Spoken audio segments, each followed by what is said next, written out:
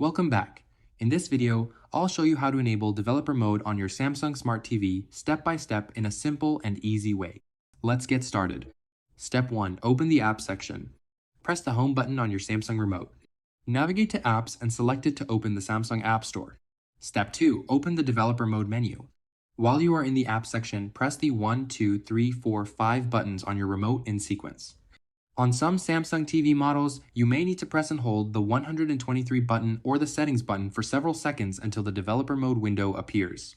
Step 3. Turn on developer mode. A pop-up window will appear. Toggle developer mode to on. Step 4. Enter the IP address, optional. You may be asked to enter an IP address if you want to connect the TV to a development server. Enter the IP address if needed, then select OK to save the settings.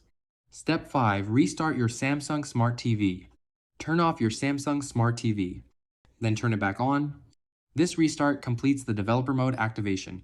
Step 6. Access developer features. Once developer mode is enabled, you can access advanced settings and install third-party applications for testing and development purposes.